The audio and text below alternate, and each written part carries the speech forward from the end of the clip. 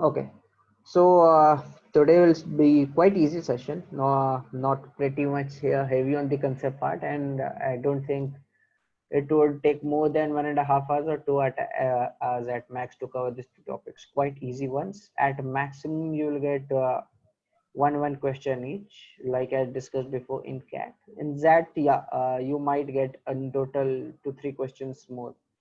So it depends on the exam you are giving, but still they both are quite very prominent exams, so we'll be covering for both of them.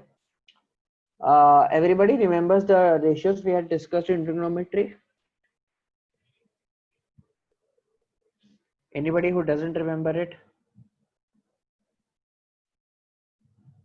Okay, great then. All right, so I guess let's move towards the questions part. Also, one thing, guys,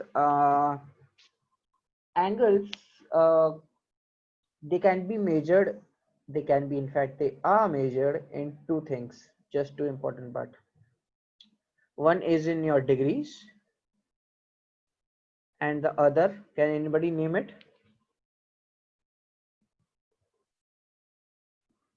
What is the other? Radian. Yes, radians it is. Perfect. And the relation between them is that we have 180 degrees is equal to pi radians. So whenever I say that the angle is pi, I'm referring to 180 degrees. If I say the angle is pi by 2, it's 90 degrees. 3 pi by 2, 270. And if I say 2 pi, it's 360. Also, just a quick heads up. This quadrant is known as which one? There are four quadrants. Which is known as first quadrant? Both y and x are positive. Great. So this is the first, which is second. Where x is negative, y is positive. Okay, great. So it is a counterclockwise cycle for you guys. This is how it is done. First, second, third, fourth. This is how quadrants are measured. And I wanted to discuss this in the graphs part, but I think let's discuss it now itself. The graphs of different things. So we will have 1 here, minus 1 here. So this will be our pi by 2, pi, 3 pi by 2, and 2 pi. So if you want to have sine, what is sine 0? 0. Okay, we have 1 here. Sine 90 is 1. okay. Sine 180 degree. Anybody any idea? 0. Yes, it is 0. Then 270 is minus 1, and then it goes back to 1. Basically, this is how its graph is. This does not go here. This is more like, yeah. And if we have this is for sine basically. For cos, we will have is something quite opposite. That is here. So sine again pi would be minus 1. Then again 3 pi by 2 0. And then again 2 pi would be, yeah. So this is how it is. And these are your sinusoidal graphs. The tan part is a bit tedious, not very different. We just have to mark this simple lines so that we can draw that graph. What is tan 0? 0. And what is 10 pi by 4? 1. 1. So this is your pi by 4. This is 3 pi by 4, 5 pi by 4, 7 pi by 4. So this is how it will be. And it goes to infinity. It does not touch this line. It just goes right there. Again, in the second quadrant, it becomes negative. So it's like this. And here it's -1. So it's like this. And again like this.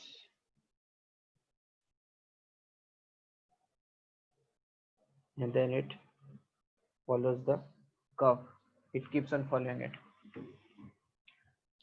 Basically this graphs won't be asked for you guys, but this is just a basic understanding that it might be asked. I will be covering this part again in the graphs part. You have one chapter dedicated for that, but just for the basic heads up. I mean, you won't have to mug up with this part, but yeah, a normal. So I would say the first question and the basic one, that would be 12 minutes in the hours in our normal clock is depicted by which angle?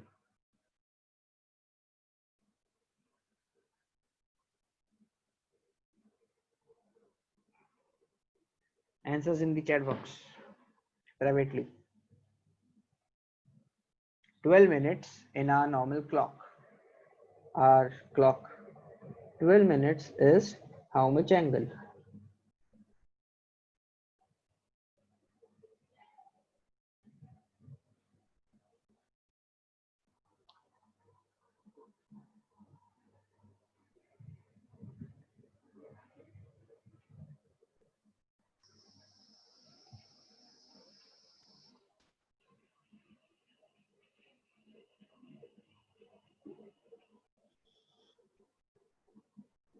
Yes, Uttam, correct answer.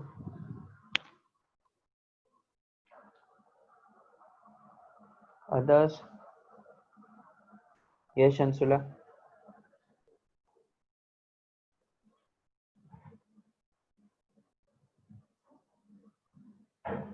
Yes, Ashwik, right answer. Others, hurry up. It's a basic question.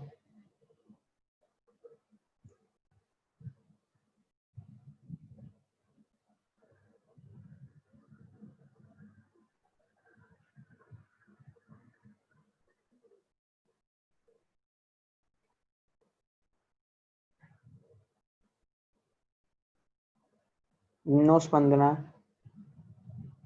Please recheck your calculations.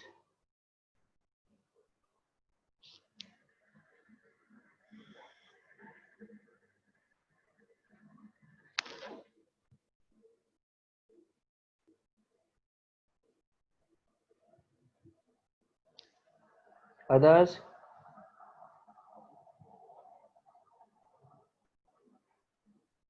Basically, I've just received right answers from half the class. Yes, Manipip.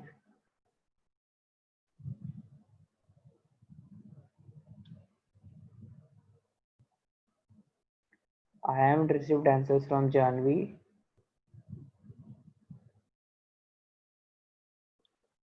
Janvi, are you able to understand? Yes, yes. Okay.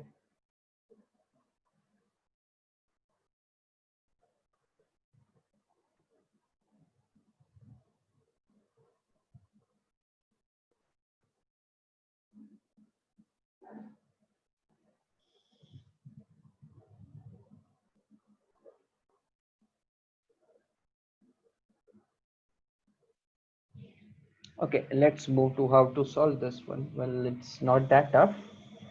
So basically, guys, 60 minutes is your 1 hour. And that is how much? 360 degree? That is 2 pi. So I divide by 5 here. I will have to divide by 5 here. Now what is this? 12 minutes.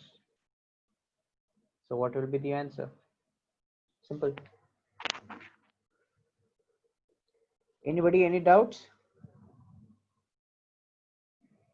This was a basic easy question. Let's move forward then.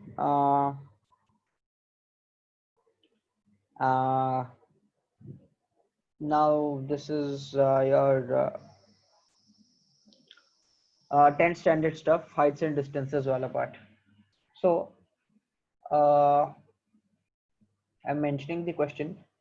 From a point P on the ground, the angles of elevation of top of two buildings B and A. There are two buildings. The angle of elevation from a single point. This is 15 degree and this is 75 degree. Each building height is 300 meters. Okay. What you have to do is find the distance between the two buildings. What is the distance between two buildings? I'll repeat my questions once again. From a single point between two buildings who are just in front of each other, the angle of elevation of both the buildings from that single point is 15 degree and 75 degree respectively.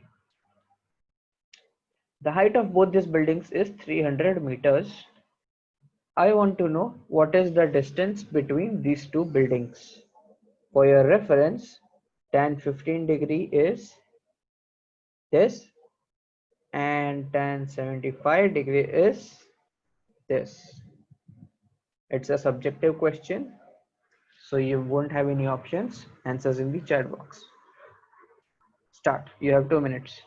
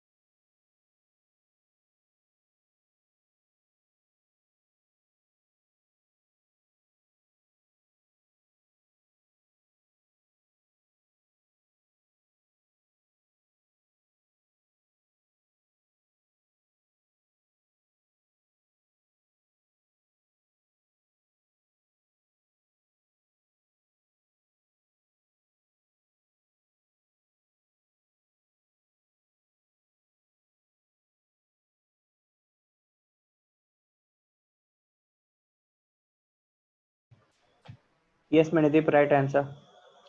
Kesari, can you repeat the question? I just lost it for 2 minutes. Hello. Yeah, sure. There are two buildings. They are in front of each other, building A and building B. From a single point in between, the angle of elevation from that point to one building is 15 degree and the other one is 75 degree. The height of both these buildings is 300 meters. Find the distance between these two buildings. The values that are required for your calculation part is in front of you. Okay, thank you. Yeah. Yes, Anshula, right answer.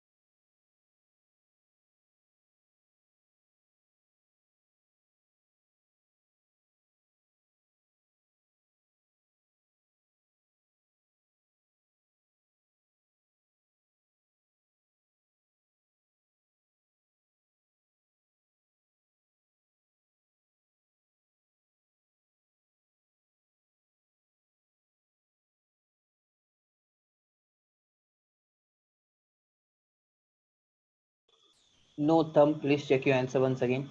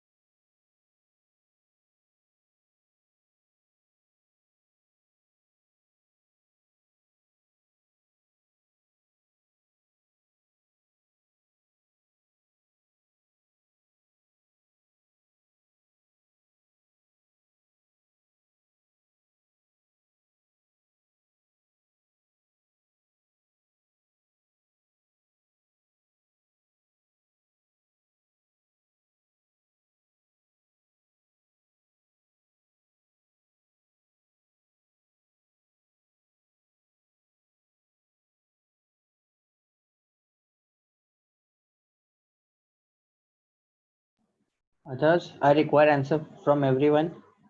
Hurry up.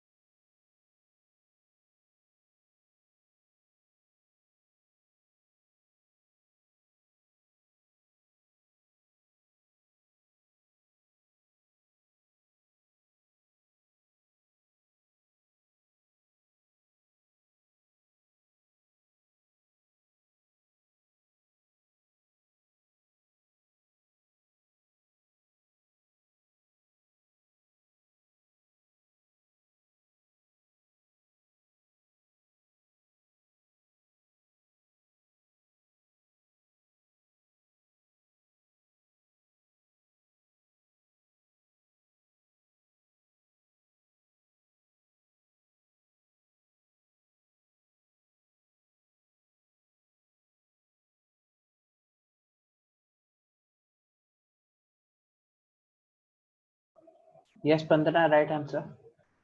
30 seconds more, guys. I've just received 3 right answers.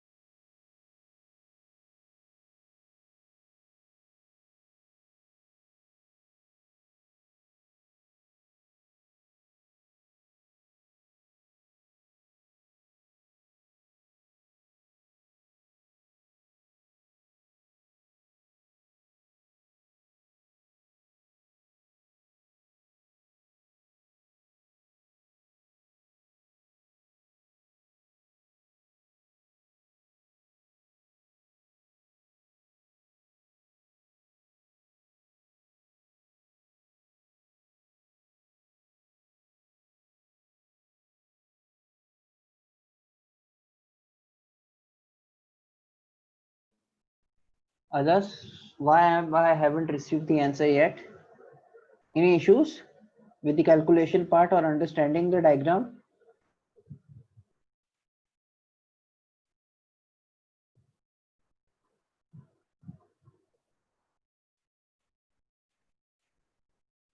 Uttam, your answer is remaining. Ashwik, your answer is remaining. Janvi, your answer is remaining. Even Trilok, your answer is remaining.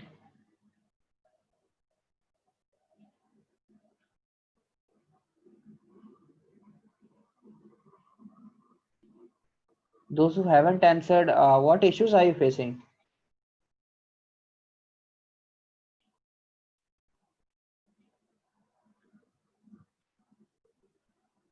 Ashwik, where did you get stuck? No, I'm almost there. I just got the logic. Okay. Janvi, Yeah, I'm actually halfway through it, I guess. okay, Trilok, no worries. Uttam, did you get the right answer now? The same answer I'm getting. Okay. All right. Let's see it then.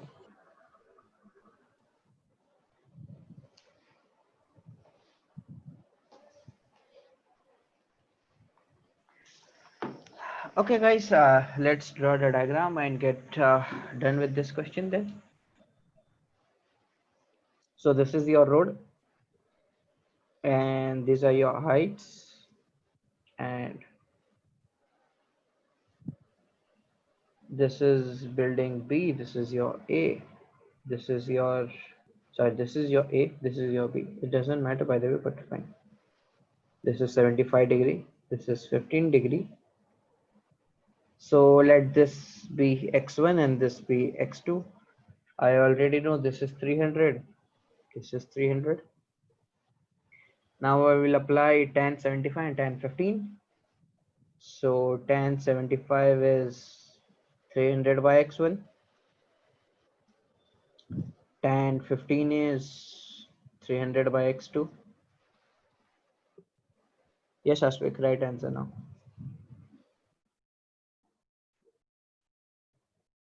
You took way too much time still for the calculation part.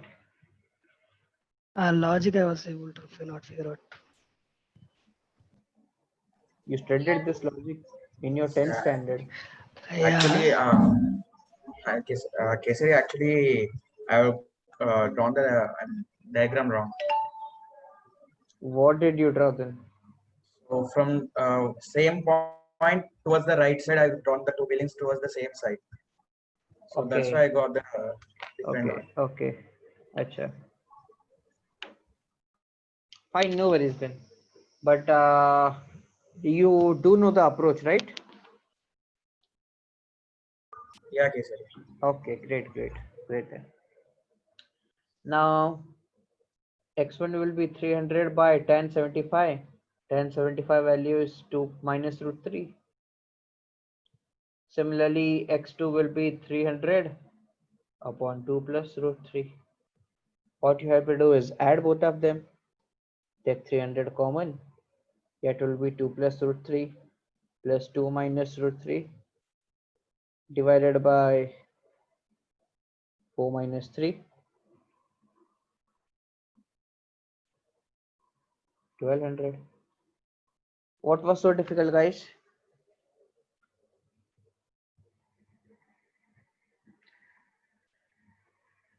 Ashwik's answer I've already received. Uttam has told me Trilok joined red. Janvi, did you understand? I understood it now. I was doing with a different approach actually. A Okay, very unique. okay. Happens. Uh, all right. So new question, guys. Then this will be an easier one than the previous. So there's a circular track of 200-meter. This is the circular track. Circumference is 200-meter, and an athlete runs 2,000 meters.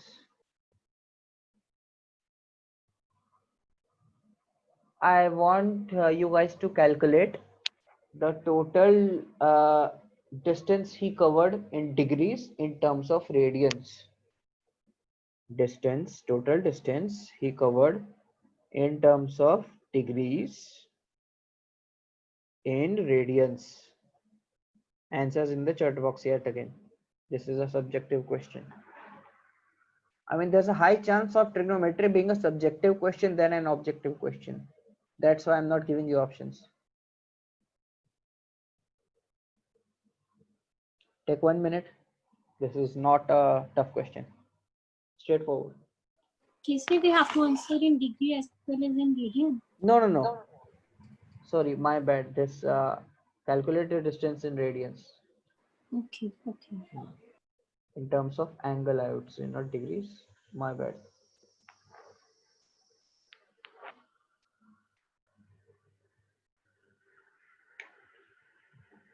No, Spandana. I asked the distance in radians.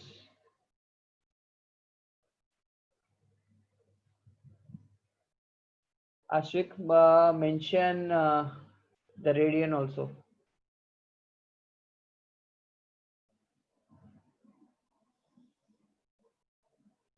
Your answer is just half correct, I guess. No. You're still missing something. Yes, Anshula, right answer.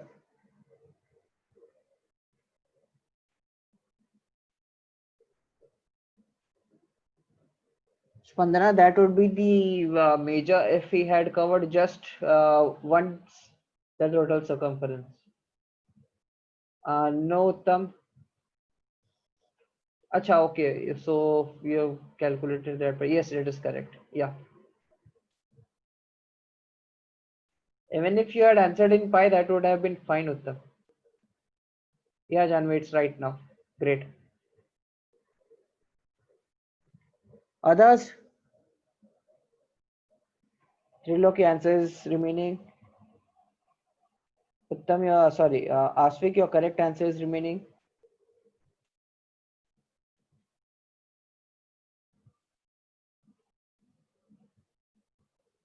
Yes, now it's correct.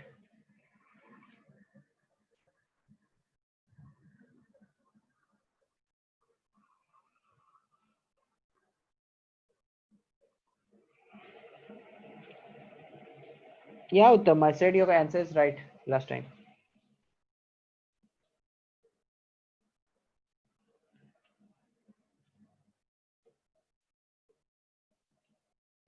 Okay, guys, so see, 200 meters is basically one total complete revolution of the ground. That is 2 pi radians. How many total rounds he has run across the field? 10.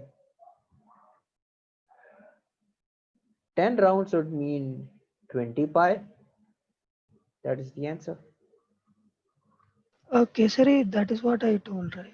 You said 20 radians, not 20 pi. I mean, radian in sense pi only, right? No, pi is different. Okay, so okay, my misconception. Yeah, that's why I said the answer should be in pi. Okay, then okay. 1 radian and 1 pi is totally different. Asvik, how much is 1 radian in terms of angles? Anybody, any idea?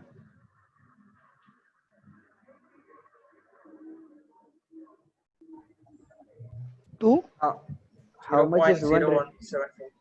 No. How much is 1 radians in terms of degrees? 2 degrees. 2 degrees. Around 57 or something. I don't remember. Yes, it is 57 point something. You're quite correct. Guys, 180 degrees is pi radians, right? And what is the value of pi? 3.14 radians. So if you take this denominator, you will get 57 point something exactly.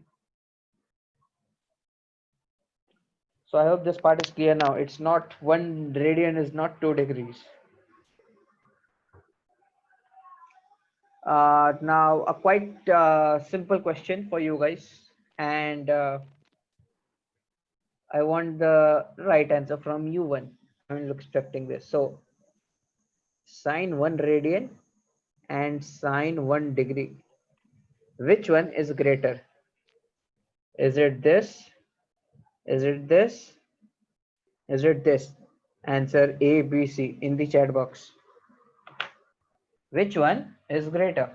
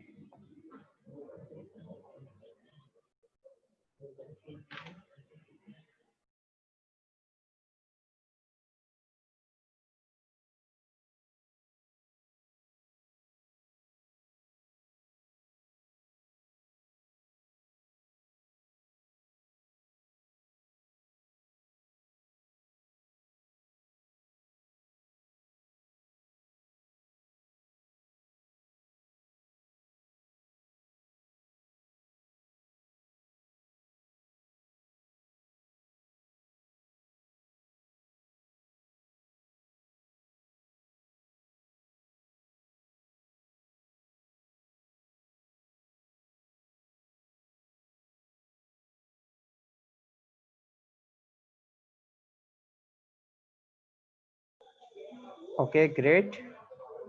Great. I received responses from almost everyone.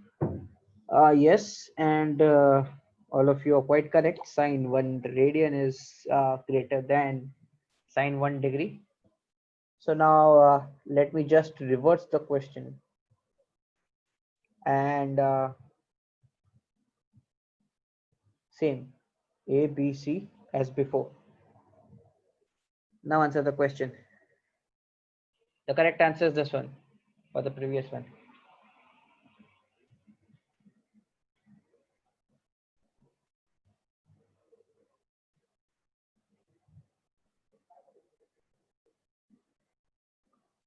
Great, great, great, great. Yes, guys,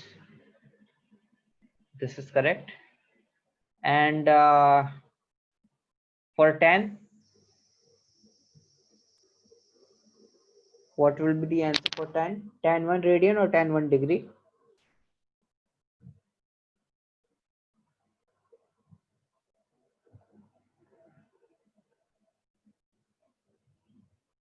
Yes, Ashwik, correct. Others?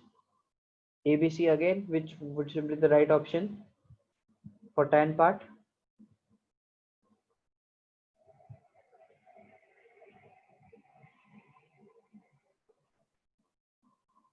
No, Manideep. Interestingly, Anshula says it will be equal.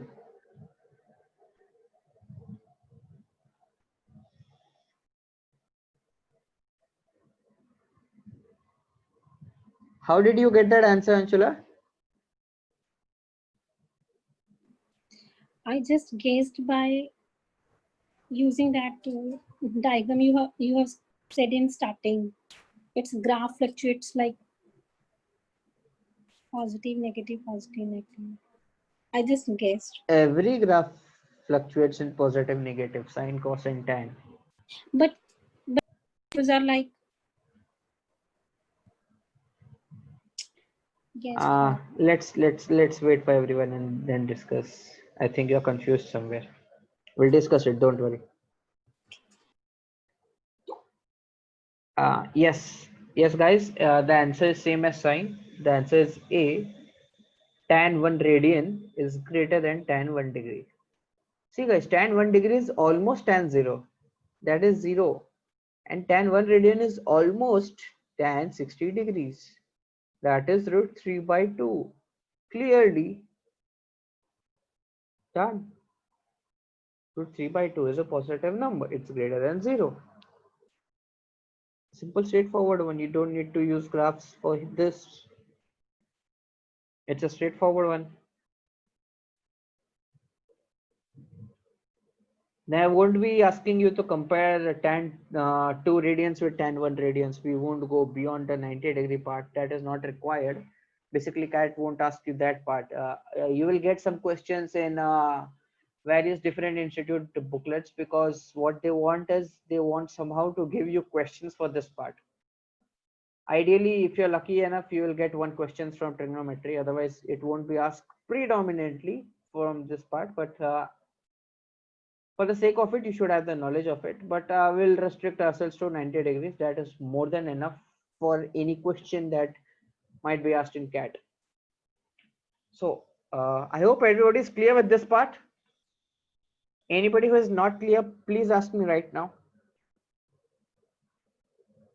Or if it is clear, please mention in the chat box. That will help me understand. Suppose it is clear.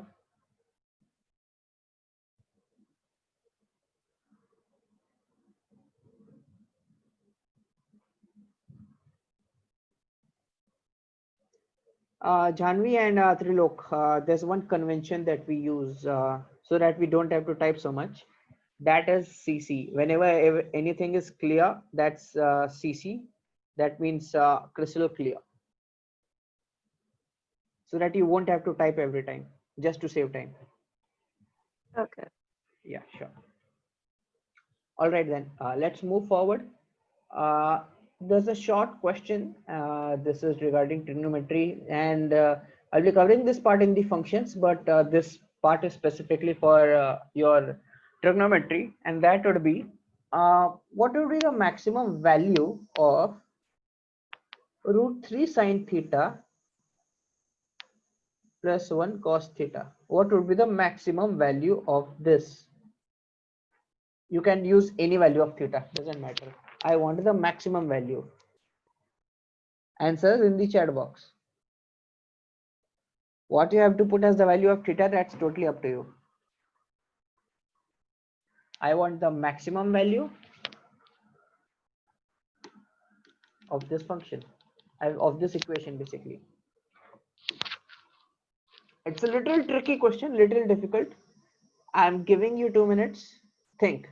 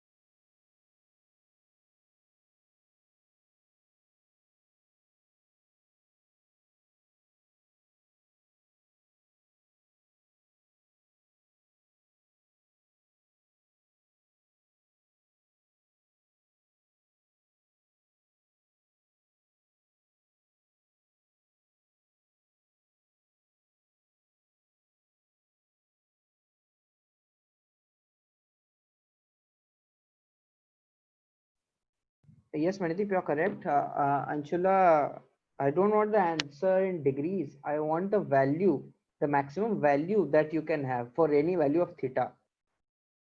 Janvi, please check it again. So your answer is correct.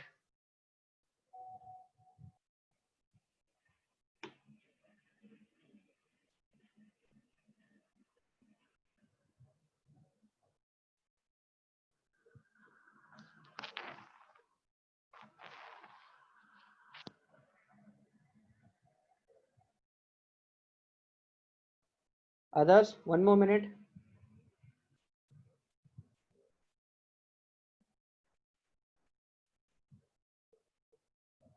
Yes, Trilok, right answer. Anshula, right answer also.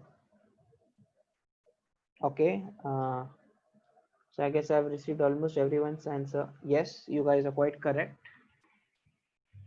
You will get it at angle theta is equal to 60 degree also. What if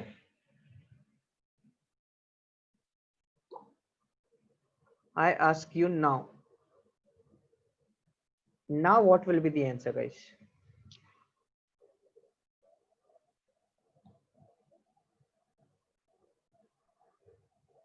Okay, Ashwik has given his answer. I won't tell you now. I'll tell it after a minute. You have 1 minute to solve this question, guys, not 2 minutes. Let's see.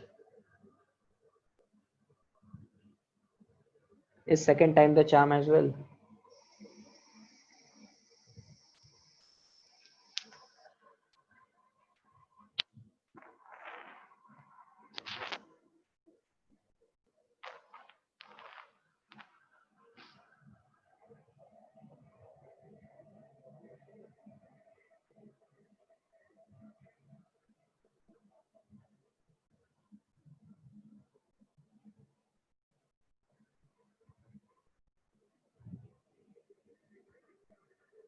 Uttam says the same answer as well.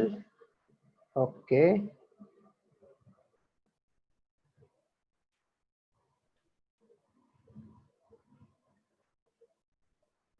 Okay, Trilok has even calculated the answer.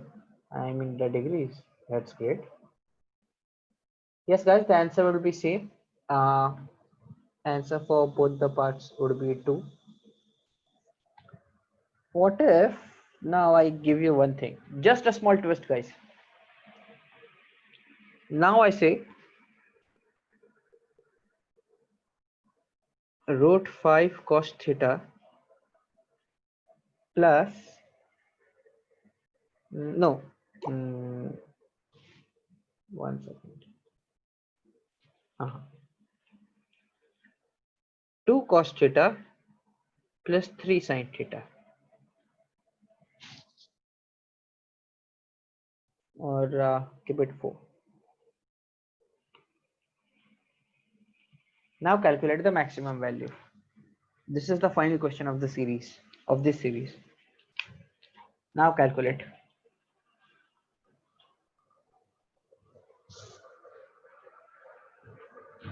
If you guys have cracked the pattern till now, then this is a piece of cake.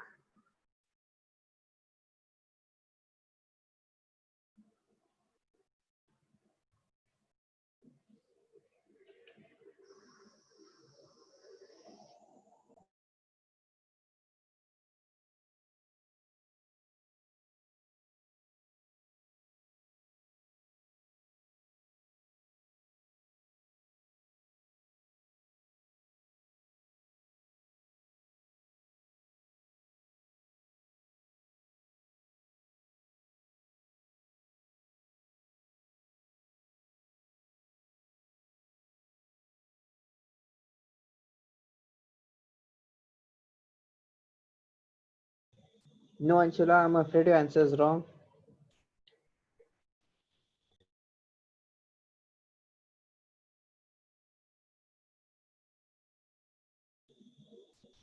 Ashwik, the answer is a proper integer. There are no decimals.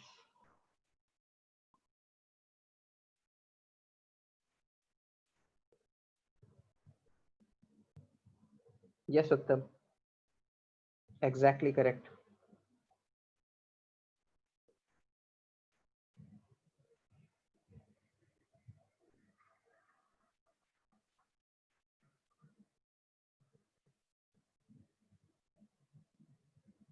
Others,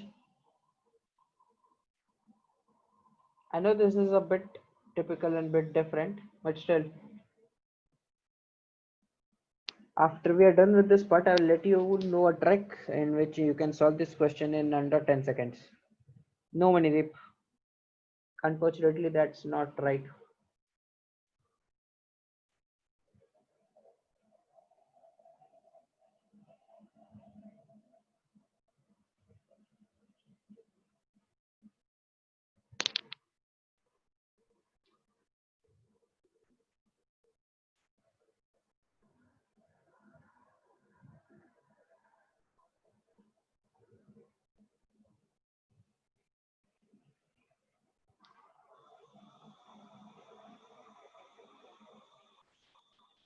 Janvi, what if I put theta is equal to 0?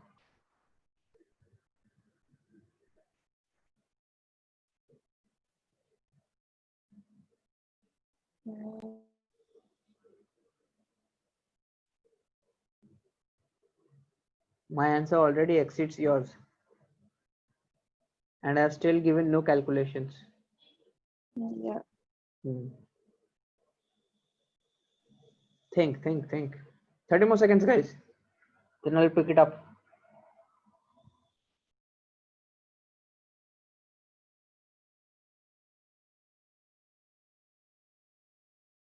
Yes, Trilok, right answer.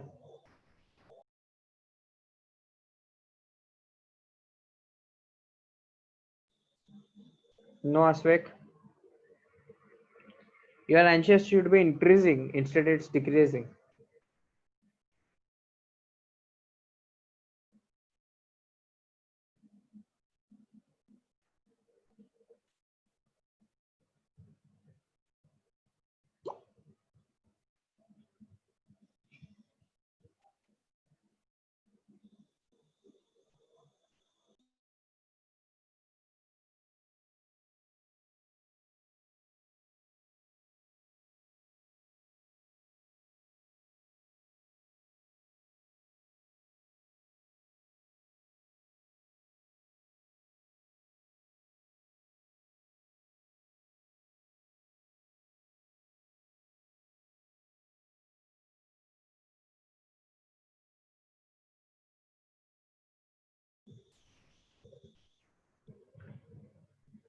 All right, guys, so it's time. Let's pick it up.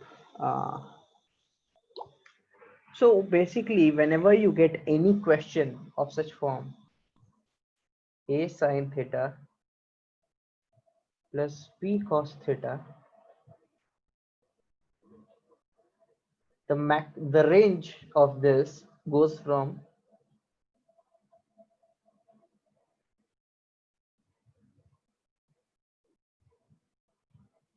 this to this. This is the maximum value. This is the minimum value.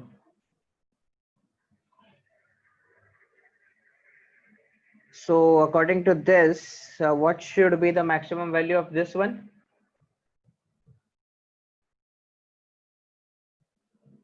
Five. Yes. I mean, I can go into the derivation part, but that would require little 11 standard knowledge of trigonometry. That's why I'm not going there. You can solve it using putting values also. That's not the point. But it requires slight knowledge of 11 standard trigonometry. Do you want me to go into the derivation, guys? Or is it fine with the result?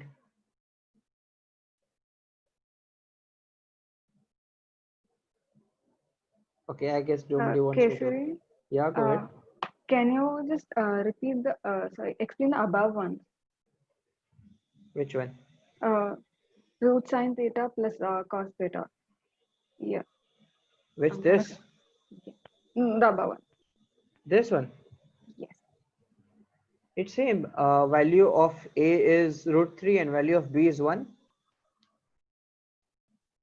Mm-hmm.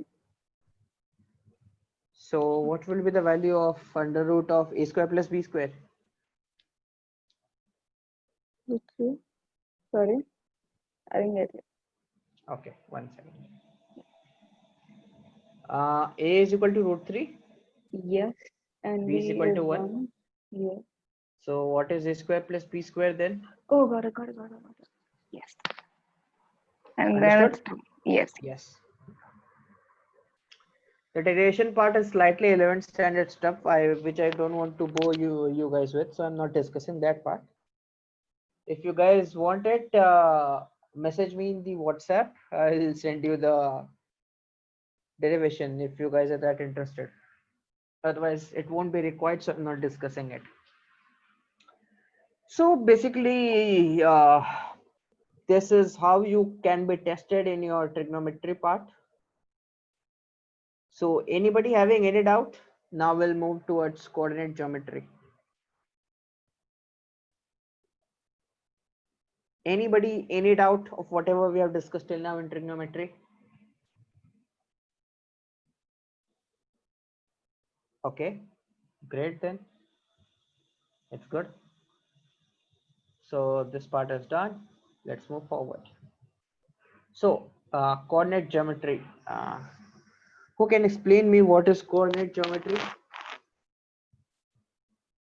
We'll just have a normal intro of coordinate geometry for 5 minutes. Just basics. This is from the point of view of how your interviews can be faced with. They can ask you anything and everything. That's why just having the basic knowledge of it is important. So what is coordinate geometry? Anybody?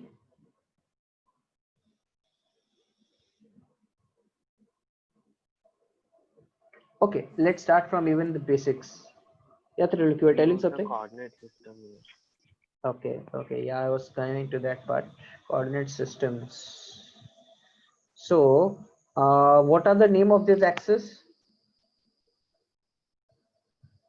X-axis and Y-axis. Perfect, x-axis and y-axis. And this plane, there's a name given to this plane. What is it known as? Cartesian plane. Yes, Cartesian plane. Perfect. Somebody remembers their school stuff. That's great. Who discovered, sorry, who discovered, no, who invented this system? Just a quick trivia. Guy called Cartesian. No, not sure. Sorry? Maybe this guy's name is, I don't know. It was Descartes. And yeah, it's after his name, Cartesian plane. Also guys, we have studied geometry, so this can be just asked in your interview. From I'm asking you guys only from that point of view. Who is known as the father of geometry? Cartesian. No, Okay. I'm not that of a fool that I will ask all the questions on Descartes as well. Anybody who remembers it without Google? Is it Euclid or somebody? Yes, he was Euclid. You might have studied Euclid's geometry postulates Yeah. on parallel lines and everything. Yes, yes. This is just the standard stuff that can be randomly asked in the interviews, because interviews sometimes can go haphazard way in any random order. Like if the panel is bored, they can ask you anything or everything. They will ask you how many steps did you take from the classroom till now to the chair or anything, just to trick you guys, to trouble you guys and anything, so that you guys become uncomfortable and you are not in your comfort zone. So this is just the normal stuff. Okay, so moving forward, yes, we have the x coordinate and the y coordinate part. This is the positive, this is negative, this is positive, this is negative. This we had in our trigonometry as well. This is the first quadrant, second, third, and fourth. Now, why is there a need for coordinate geometry if we already had the normal geometry part? Why coordinate geometry? Why do you think it, guys?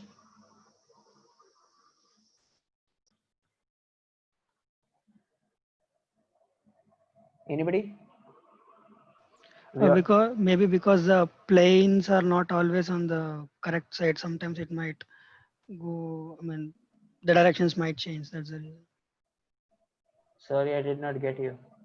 I mean, now if I want to get an angle of the sides opposite to me, so technically, if I see in a plane, then those both won't be on a same scale. One will be on the negative side, one will be on the positive side, because since they're opposite to each other. So That's the reason maybe planes were invented. planes existed even before we invented it. Yeah. I'm asking one separate thing, you are telling me one separate thing. If there was already geometry present, why is there a need of coordinate geometry?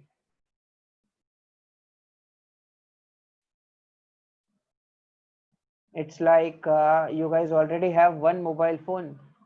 Your parents became super happy with you and they gave you one more mobile phone. The only issue is this mobile phone weighs more than your laptop.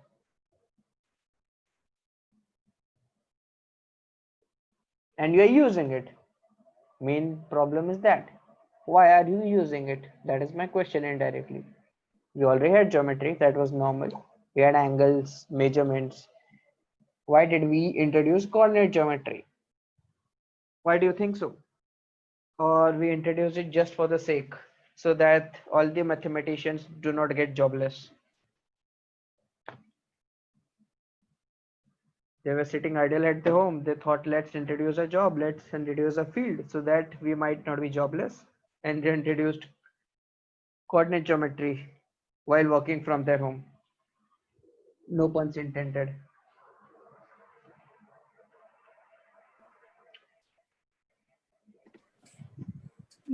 It helps in getting the things points wise, means x-axis, y-axis.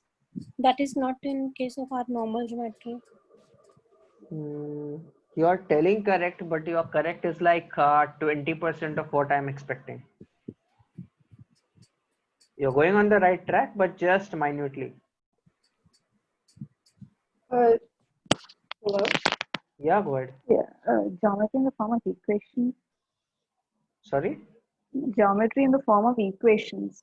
Yeah, that is coordinate geometry. I know what is coordinate geometry. I'm asking why coordinate geometry. What you answered me is the question of what is coordinate geometry, not why coordinate geometry.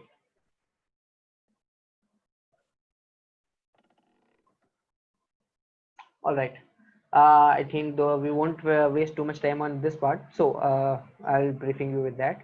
See, geometry generally exists when you have to build a model, physical model of two things. Like let's say you wish to build a bridge.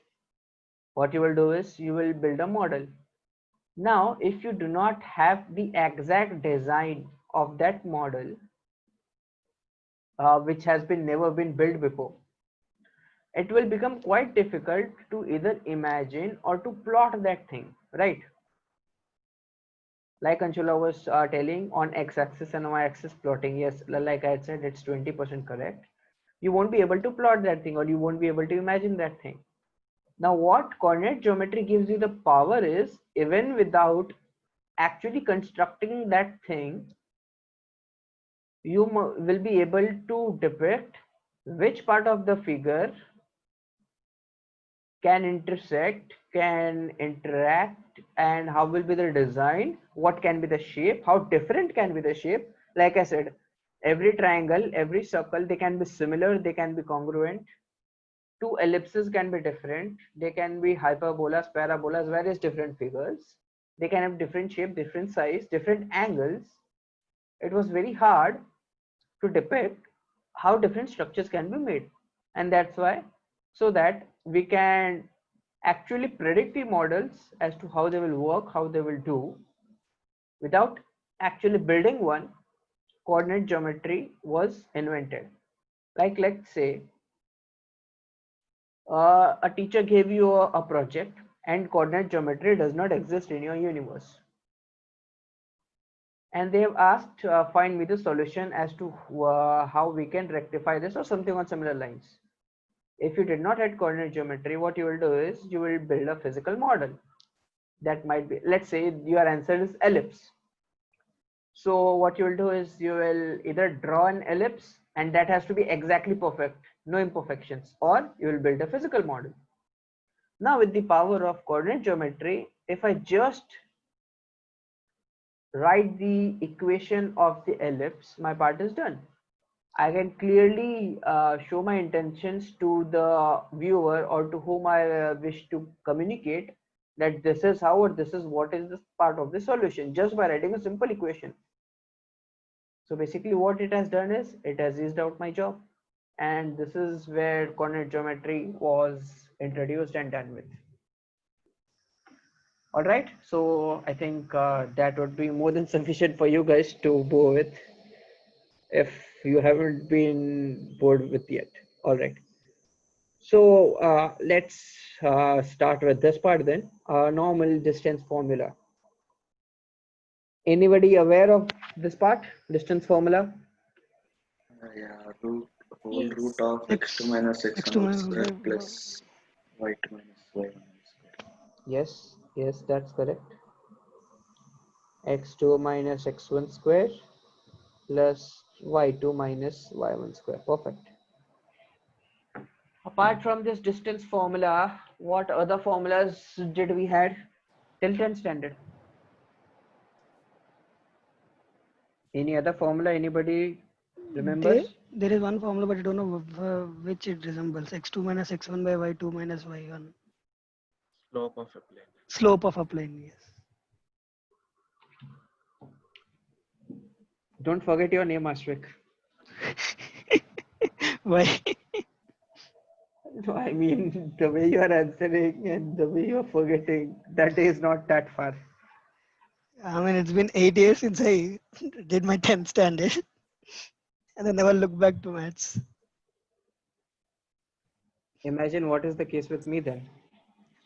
You are, you love maths, No, I do not love maths. I hate maths. or maybe you love quant. No, even Practice. that's not the part. No, I don't mug up quant formulas every day. Even I don't make up formulas. Then remember a way of remembering your name. Yeah, I already have a way for it. Great. So that is the lines for a part. We'll go into that part later.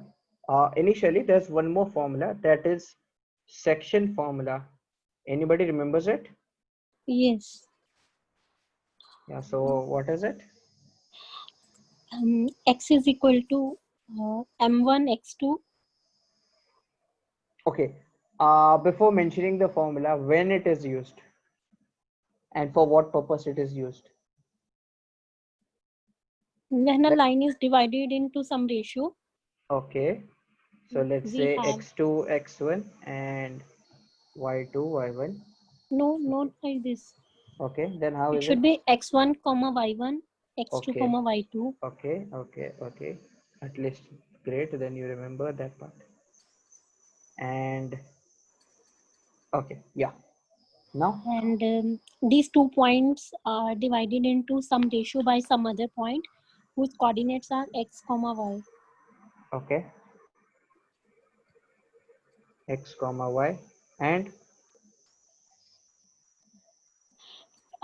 Either we have given this ratio that this point x comma y divides these two, or we okay. have given Let's that take the ratio we have ratio to as m is to n. mn.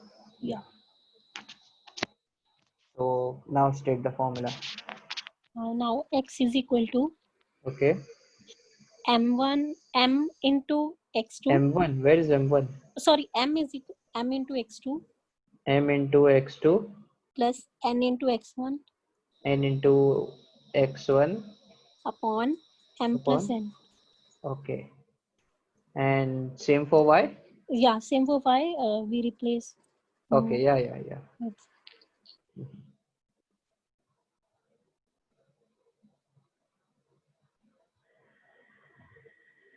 Is that it? yes. Okay. Is this the only version of the formula, or is there one more version of it?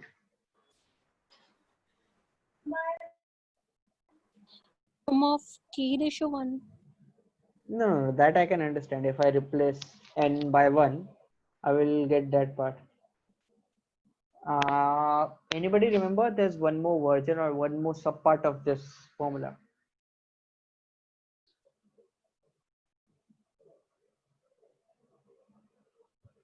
Anybody?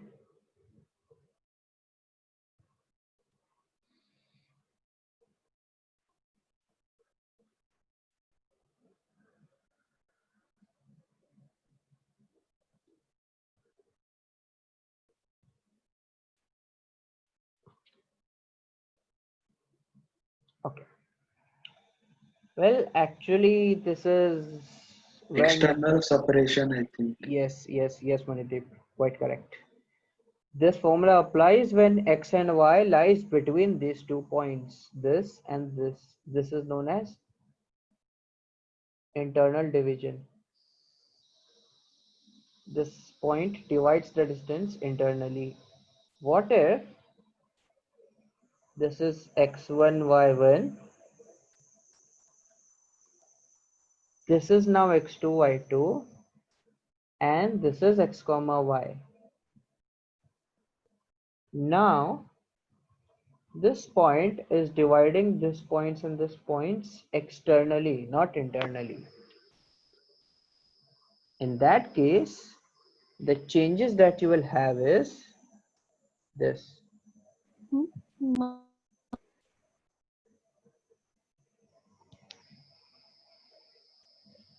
This distance is m and this is n, ratios wise.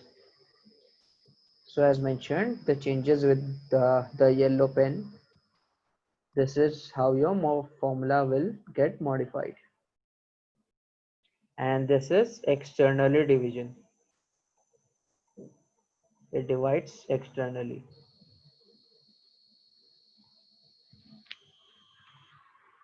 Is this part clear, guys?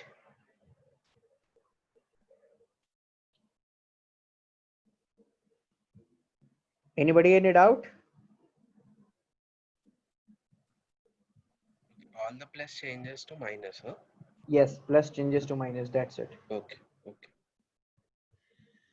Like I said, whatever I've mentioned with the yellow pen, the changes, that's it for external part. Okay. Okay. Moving forward, there's one important concept, and that is collinearity. Would explain me what is collinearity? Lying on same line, points lying on same line. You're partially correct.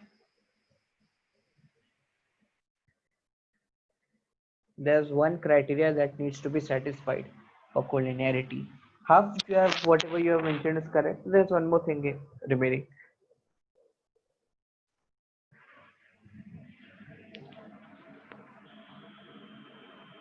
Anybody?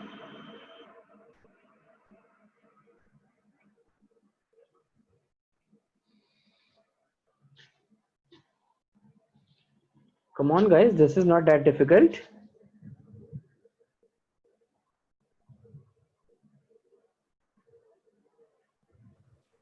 When 3 points do not make a triangle and they all When? are on same, when 3 points do not make a triangle, When 3 points do not make a triangle. No. I asked you what is an apple. You told me an apple. It keeps the doctor away.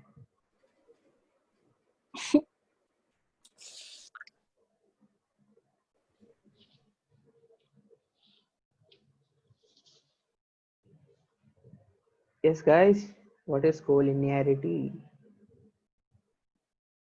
Think. I'm giving you 10 seconds.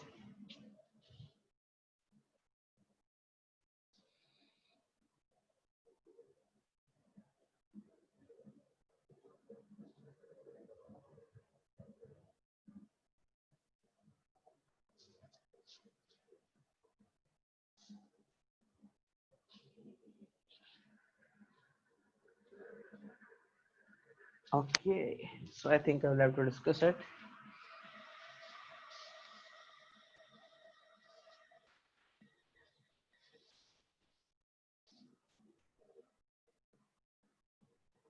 When 3 points lie on a line, they are called collinear points, and this property is known as collinearity.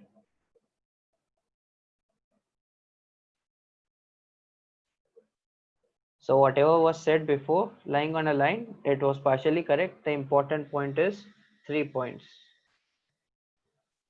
We cannot state this property unless and until there are 3 points. If there are at least 3 points, only then we can say they are collinear. Why we can't say this with 2 points? Anybody?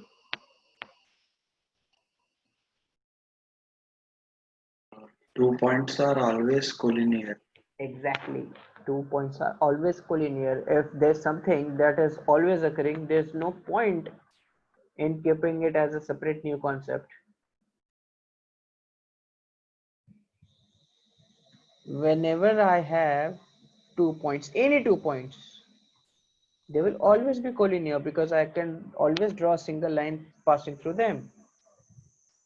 Hence, unless and until there are only 3 points or at least 3 points, you cannot do that part. So is this part clear, guys? Everybody? All right. Now we move towards the equation Astrid was telling, and that is how we have straight line.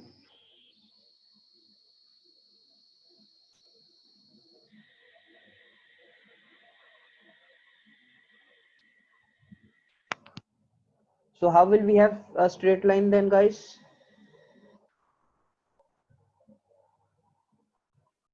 Yeah, Ashwin, go on with your formula now. When there are two or more points connecting, then we call it as a straight line. No, I'm asking for the equation part.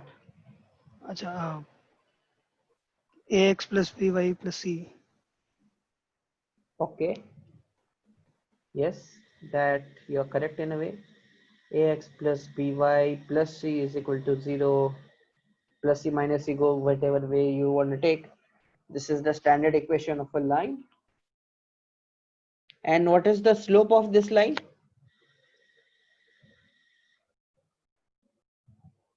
Minus b by a.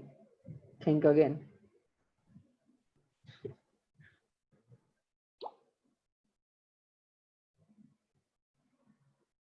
Are you sure it's minus b by a? I don't remember exactly. Okay, I'll give you a hint. Standard equation of any line is, this is the slope. Now, what will be the slope of this line? Please, everybody, in the chat box. And I require this answer from everyone. Compare both the equations. Give me what is the slope of this equation, slope of this line. Everybody.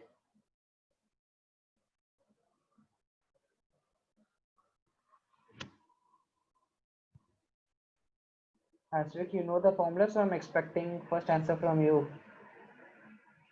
Unfortunately, I've already received an answer from somebody.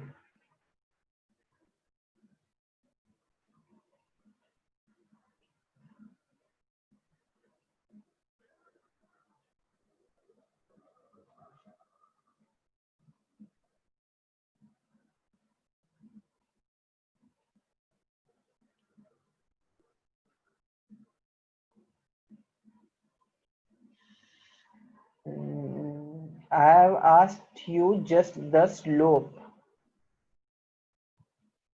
How can there be an x term in the slope?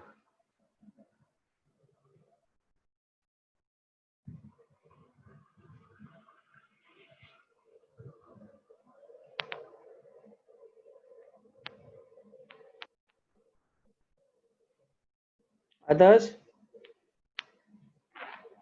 Yes, Janvi, your answer is correct. Manideep, your answer is correct. Ashvik, rethink. 8 years is not a lot of time to forget such things.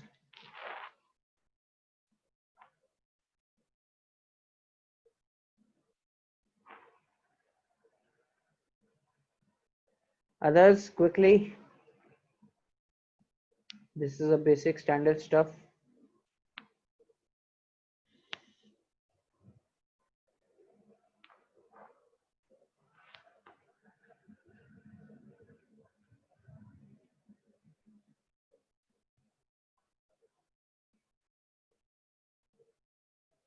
Anshula, no, your answer is not correct, and I am asking just the slope. If you could not hear correctly, this is the slope. You have to compare both of these equations and find me what is m. I'm asking for just the slope.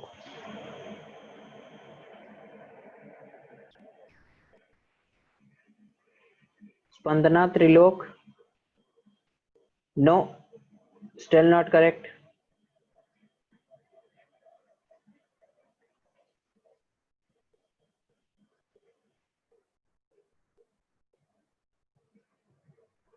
No, Ashwik.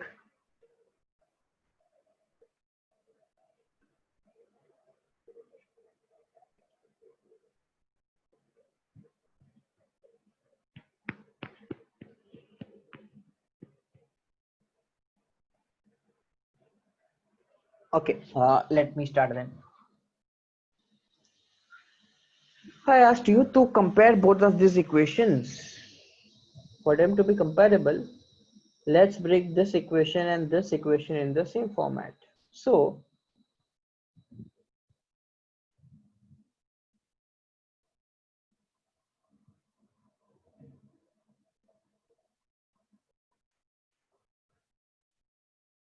let's do the C1 so that you won't confuse between this C and this C. Now are they comparable, guys?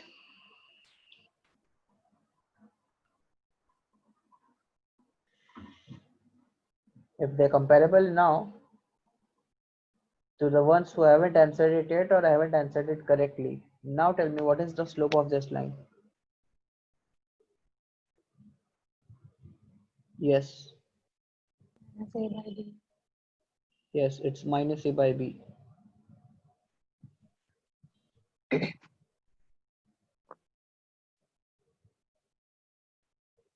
Whenever you have to compare two equations, they need to be in exact same form.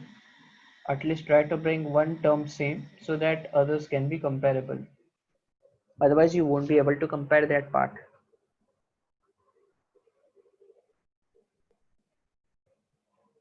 And how do we calculate the slope of a line given 2 points x1 comma y1 and x2 comma y2? y2 minus y1 by x2 minus x1. Yes, perfect. Y2 minus y1 by x2 minus x1 is how we will calculate the slope. That's quite correct.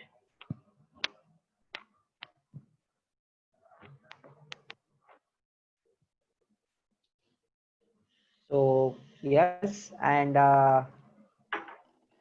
like I said, this was one format in which we explain how equation of a line is. Excuse me, guys. There will be one more format, and that is y minus y1 is equal to y2 minus y1 by x2 minus x1, x minus x1. This is one more form through which we can determine the equation of a line, and you can change this from y1 comma x1 to y2 comma x2 respectively. This can be any point that is lying on the line, or let me correct myself, any ordered pair. We had discussed this in our previous class, but for the sake of it, I'll discuss it once again. An ordered pair is x comma y. So any ordered pair that lies on the line can be represented here. This is one more equation of how a line can be represented.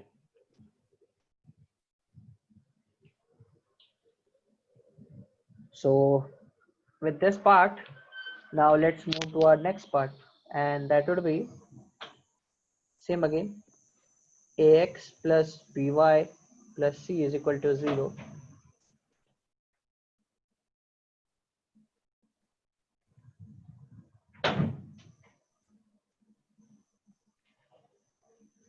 Anybody knows what is x-intercept and y-intercept, guys?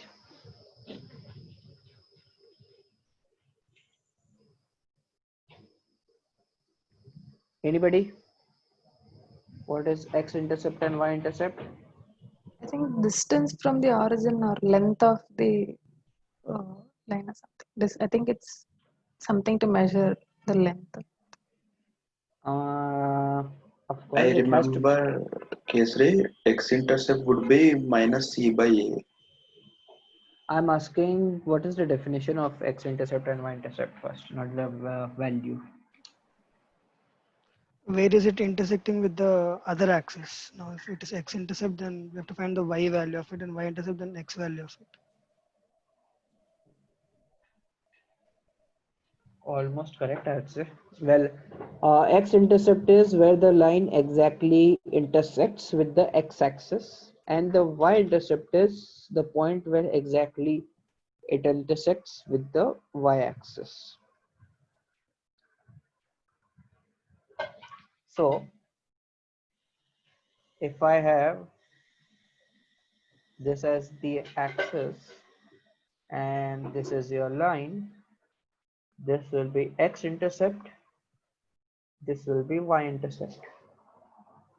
This distance is x, this is y, and no, we'll come to that part later. So coming back to our original question, now let me know what is the x-intercept and y-intercept in the chat box.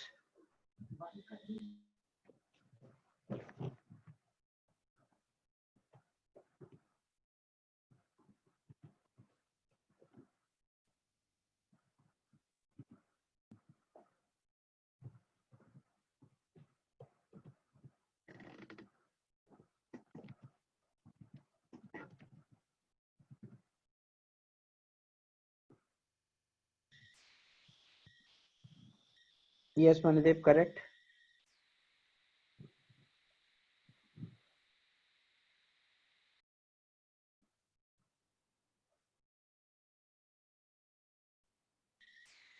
Others?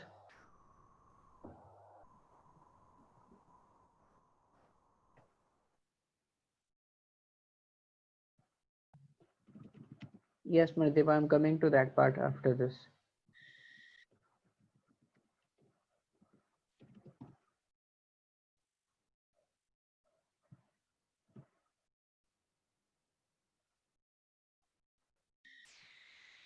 Yeah, Trilok. So I want the x-intercept and y-intercept of this equation. Now is it clear? Yes, yes. Okay.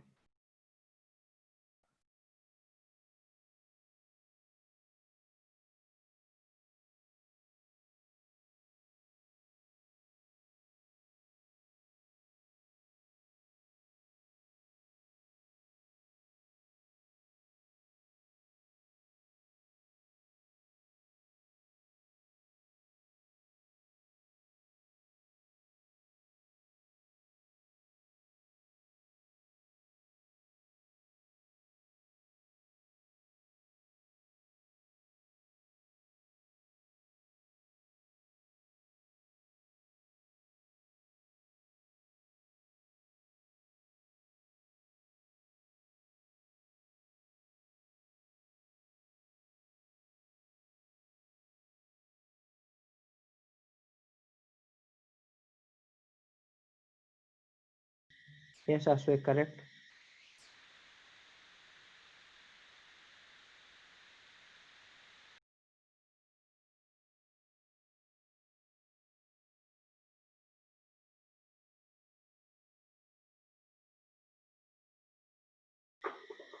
Others, 1 minute more.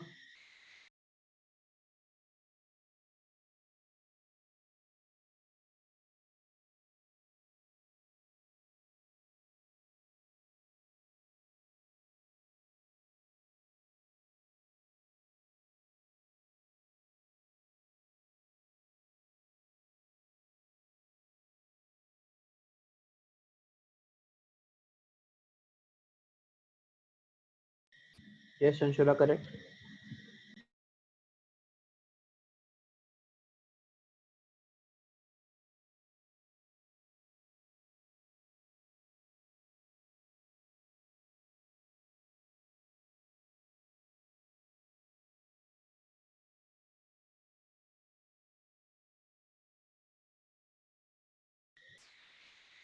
All right, let's start with how it will be done. So, uh, coming back to this graph, guys, for calculating y-intercept, at this point, what is the value of x at this point? What is the value of x? 0. Yes, exactly 0. So if I put it x is equal to 0 in my equation, what is the value of y? Minus c by b. Exactly.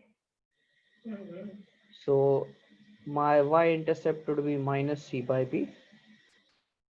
And similarly for x-intercept, at this point, what will be the value of my y? Minus c by C a. by by A. A. No, the value of y will be 0, right? Yeah. Yeah. So putting y is equal to 0, I will get minus c by a. C. Simple. Everybody clear with this part? Anybody any doubt? Okay. All right. Let's move forward then. So since you know this parts now, let's move to how a straight line can be represented also in the slope intercept form. Sorry, the axis intercept form, and that is one equation, that is x by a plus y by b is equal to 1, where this distance is known as a and this distance is known as b. So this is one more form in which an equation of a line can be represented in your axis intercept form. Basically intercept form, it is what known as popularly. Can you please repeat what you said? Yeah, so sure. So this equation where x by a plus y by b is equal to 1 is known as the intercept form equation of a line, where a is the x-intercept, b is the y-intercept. Now is it clear? Yes, yes.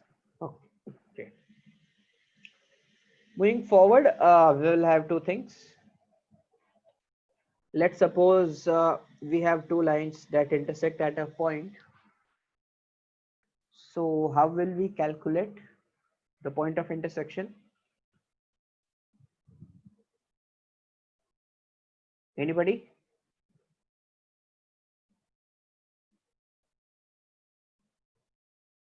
Let's say this is a1x plus b1y plus c1 is equal to 0, and this was a2x plus b2y plus c2 is equal to 0. And I want to know this x comma y, where the x3 comma y3, I should say, the point of intersection. How do I calculate x3 comma y3? I just need the approach. I don't want the answer. How will I calculate it?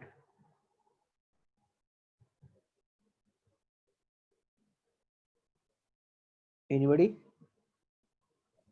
At the point of intersection, maybe we should equate both the lines, like a1b, I mean a1x plus b1y plus c1 is equal to a2x plus, I mean trying Yes, to equate the lines. yes, yes. You're quite correct. I'll basically solve this two equations for the value of x and y. Now this is your relation between algebra and your coordinate geometry.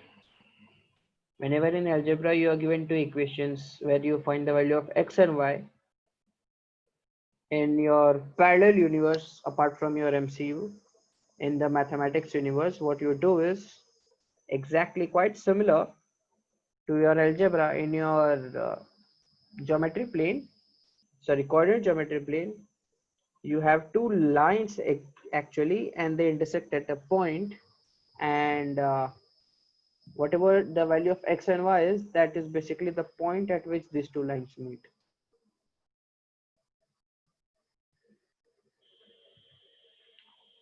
So if I give you two parallel lines, can you find the value of x and y?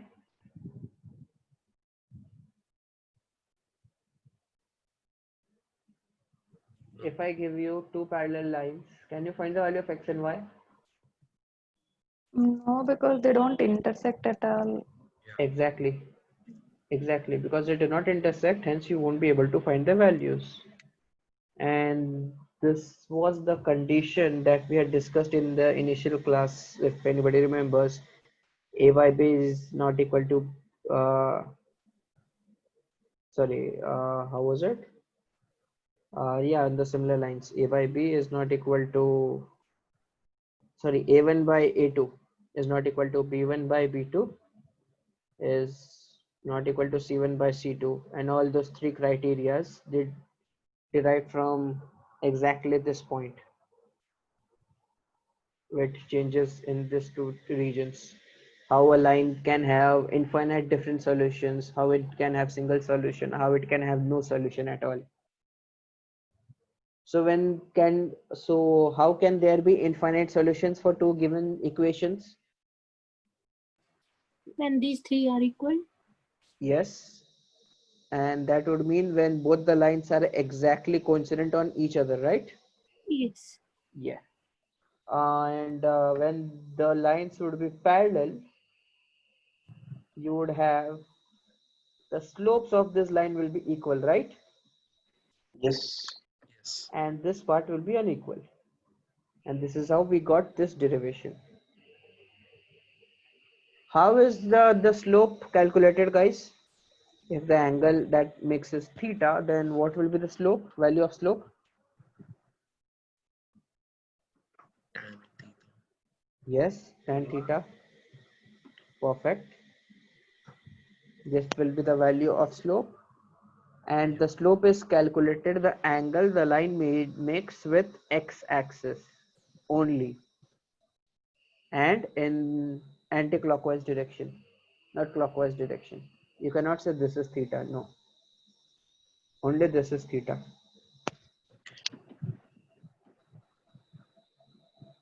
So moving forward from that part, let's move to our next concept, and that would be your angle between two lines and the perpendicular distance. Only these two parts are remaining for your coordinate geometry.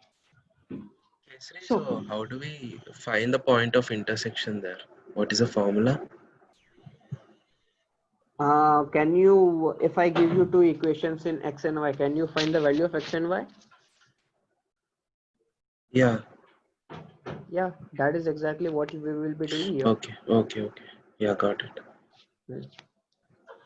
This is an equation in x and y. This is an equation in x and y. Solve for the values of x and y. Okay. Yeah. Great.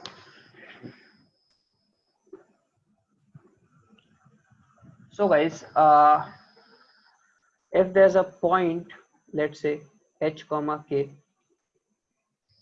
and I have to calculate its distance from a line ax plus by plus c is equal to 0. The perpendicular distance,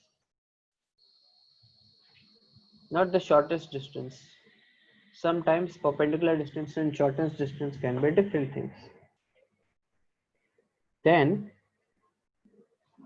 the formula for that is ah plus bk plus c,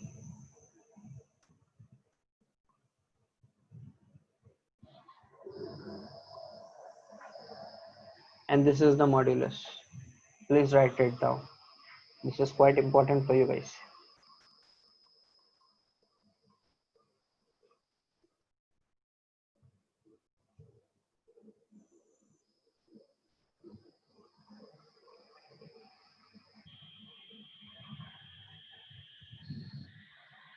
Everybody done with this part?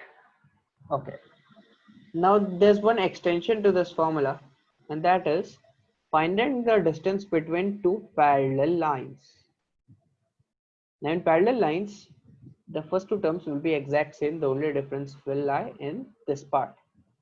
So let's say this equation is ax plus by plus c1 is equal to 0, and this has ax plus by plus c2 is equal to 0. Then the distance between these two lines is c2 minus c1 modulus a square plus b square. This is the distance between two parallel lines.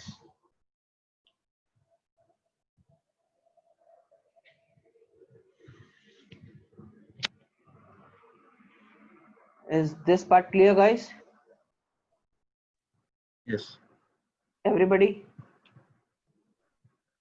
please type in the chat box if what you have any doubts till now, or if it is clear, please type in the chat box as well.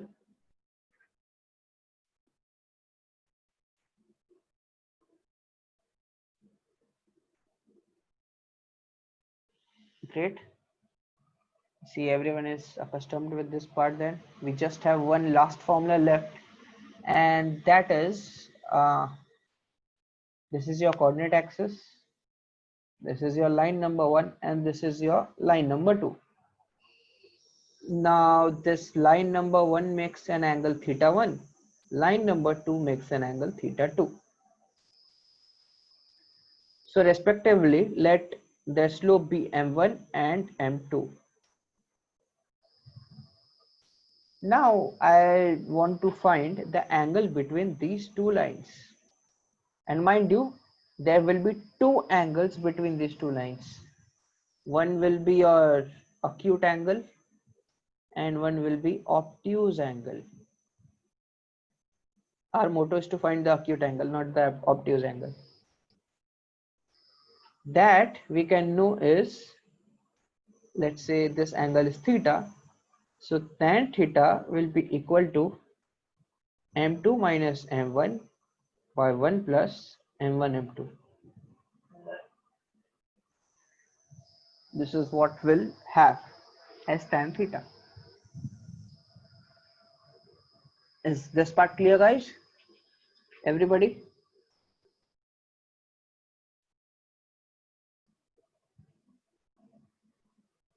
Anybody, any doubt?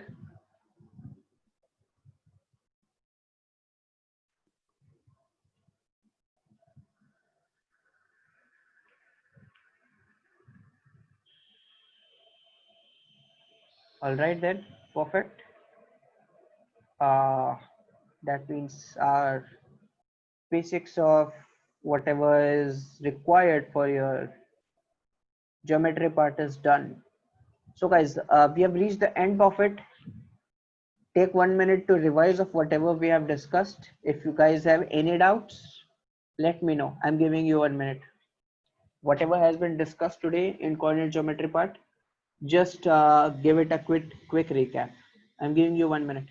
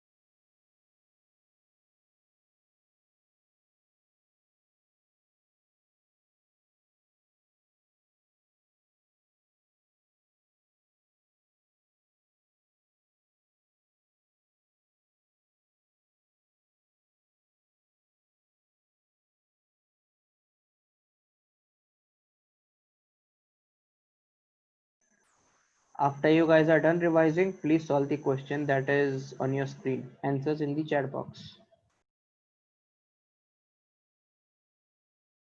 What should we find in that, Kesari?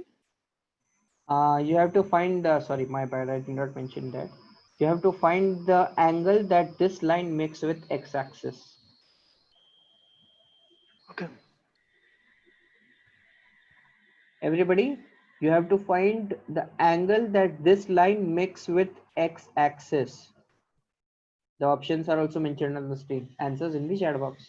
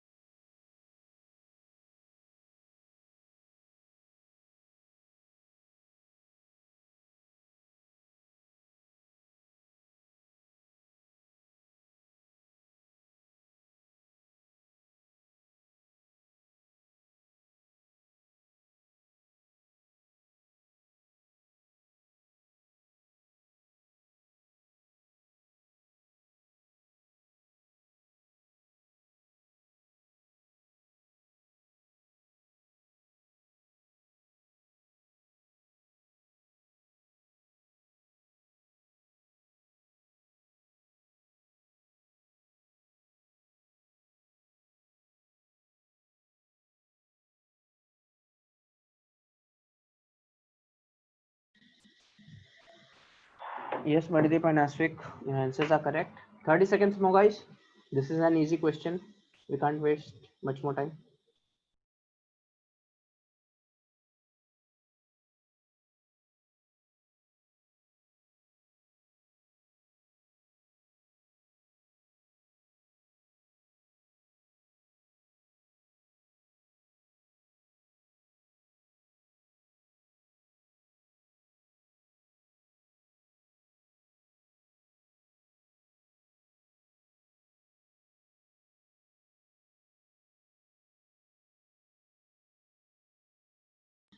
Yes, Trilok, correct.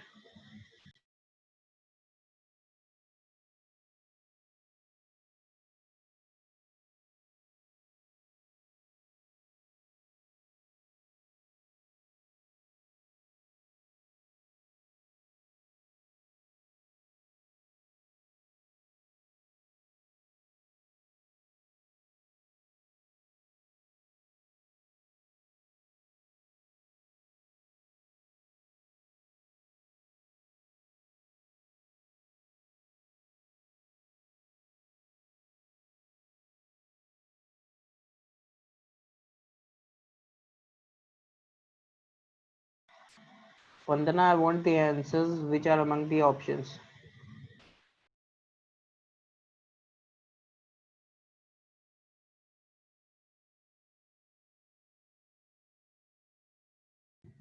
Yes, correct.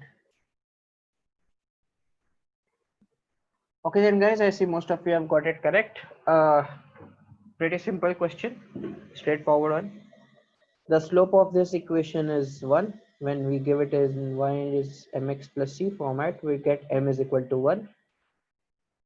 And when we'll get tan is 1, tan 45 is 1, and 45 degree is pi by 4. So this is your answer. All right, great. Moving to our next part. Calculate the distance of this line from origin. Answers in the chat box yet again. The distance of this line, perpendicular distance of this line from origin. Perpendicular distance, important word.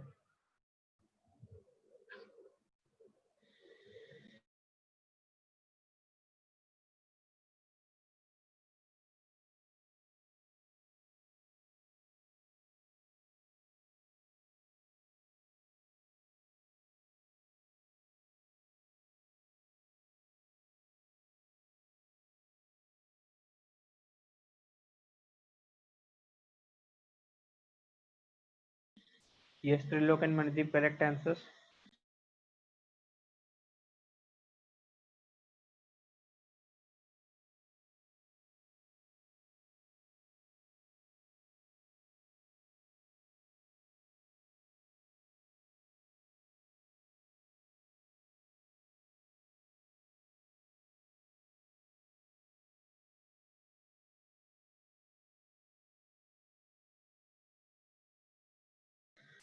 Yes, so I see everybody has got it. Yes, the correct answer is 2. Great. So it's great that you guys can recognize which formula is to be required and you can use it. There's one important formula which I forgot to discuss, unfortunately. It's quite an easy one, so I'll discuss it quickly. Let's say this is a triangle with x1 comma y1, x2 comma y2, and x3 comma y3. So two important properties actually that needs to be discussed for this, and that is, let's say the centroid of this is x comma y. So x is equal to x1 plus x2 plus x3 divided by 3, and same goes for y.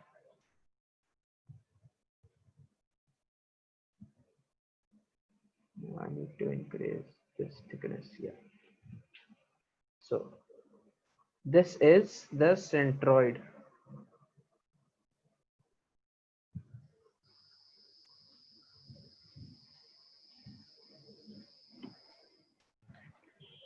And the area of this triangle can be depicted using the discriminant. You can just give it x1 y1 1, x2 y2 1, x3 y3 1. Anybody who knows or who does not know how to solve this discriminant?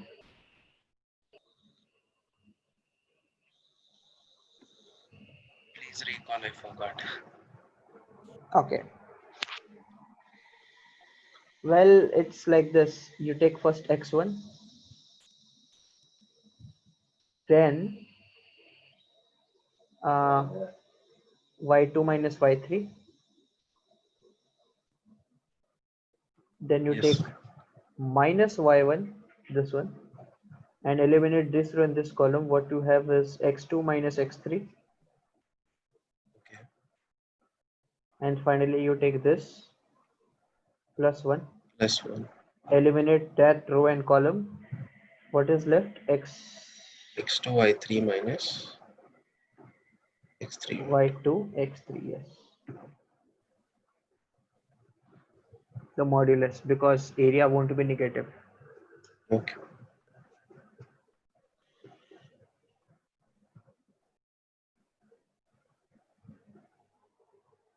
So this is what you will have basically for these two formulas were remaining. So I've discussed this part. So is this part clear now, guys? How to solve this discriminant? Yes, Casey. Anybody? Any doubts in this part?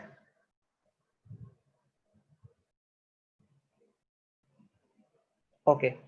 So I'll ask one tough question, and that would be the final question of the day, because we have almost done each and every concept of coordinate geometry and almost the question part of it. You won't be confused pretty much in the coordinate geometry part, and the questions are pretty straightforward, and you just have to remember the formula part.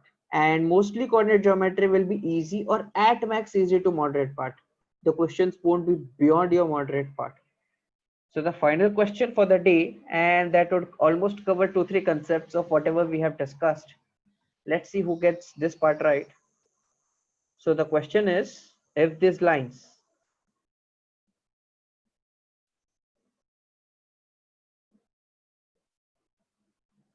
are the opposite sides of a square, find the area of the square. I repeat, if these two lines are the opposite sides of a square, I need to know the area of the square. Answers in the chat box. This is the final question of the day. The sooner you reply, the sooner you will get to go. Your choice.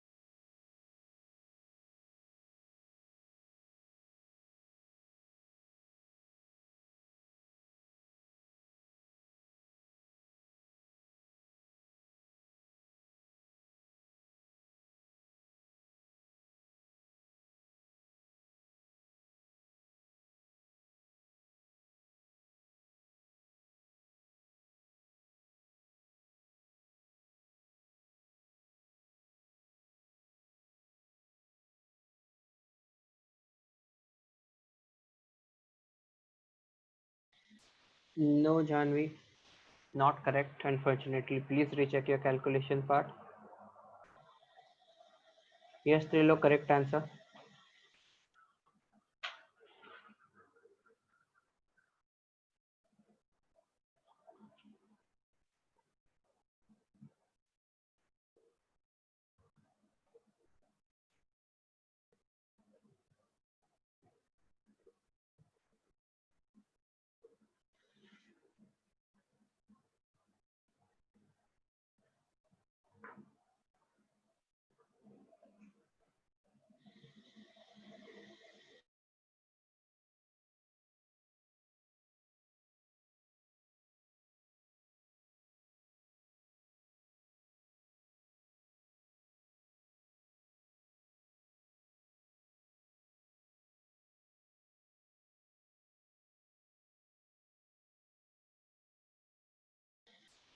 No, Manideep, not correct.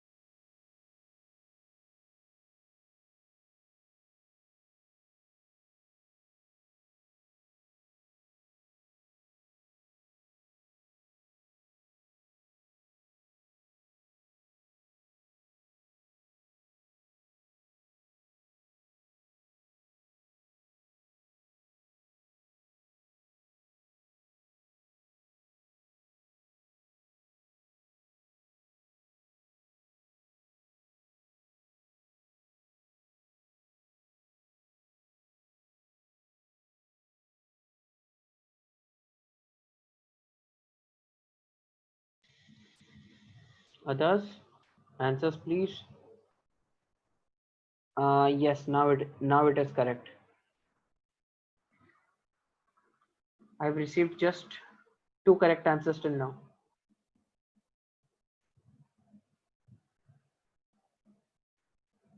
One more minute, guys.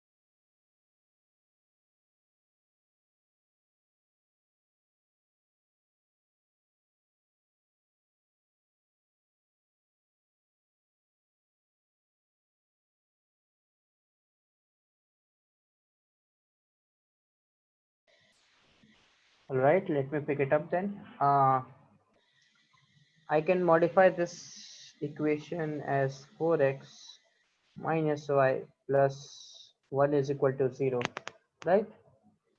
So this is my equation 1, this is my equation 2.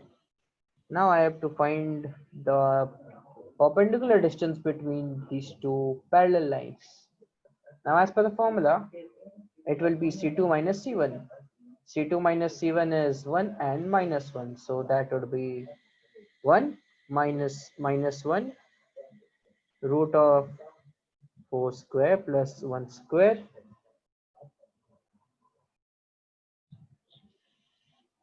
is equal to 2 by root 17. This is the distance between these two parallel lines, perpendicular distance, mind you. Now it's a perpendicular distance, that means this will be also equal to this. That means I have got the measurement of one side of a square. If I've got the measurement of one side of a square, what is remaining is a square. That is 4 by 17. That is the answer. The important step where you guys might have confused is the equations need to be in the same form. Either multiply this by 3 first or divide by this 3 by 3 first so that the coefficients are similar. I think that's where Janvi you have made a mistake and Manideep you made the mistake initially. Yes. I So actually tried with some totally different approach and I messed it up. It's like trying to solve the equations and then find the coordinates and then distance between them. I don't know. I mean, then I realized they don't intersect, so we can't solve it. exactly, happens sometimes. Okay, so is it clear now, guys? Everybody, please mention in the chat box if it is clear. That will let me know.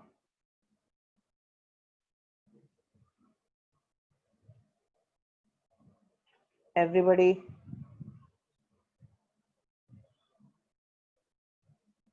Okay, great. Then I see everybody has understood then. All right, guys. So that would be end of our coordinate geometry. We have a few topics of our quant left. We'll be completing tomorrow. So the class tomorrow will be our timing that is mentioned in the description. I won't think it would require that long of an effort. Also, you will have one class of verbal tomorrow, which was to happen today actually. Actually, Vivakar was quite busy, so unfortunately, he couldn't take a class today. So he'll be taking your class tomorrow, and I will have two classes with you guys basically. I don't think tomorrow's will be more than 2 or 2.5 hours. That would be it. Even the topics tomorrow are not that big. That's why I said emphasis on numbers. Numbers is a very big topic, guys. The quiz which I've uploaded, please go through it. I've also updated the answers part. Check with that part and do let me know how much time did you take to solve the quizzes and how much marks did you get. I need that on the chat box in exactly 24 hours. If by 24 hours everybody's test scores and timings are not available, I will have to take some serious actions then. I had been lenient. Sometimes actions are necessary then. If you guys force me, then that is necessary. Then unfortunately that can't be helped. Because numbers is a very important topics, guys. Please, I would urge you guys. Okay, so that would be it for today. And let's meet tomorrow then.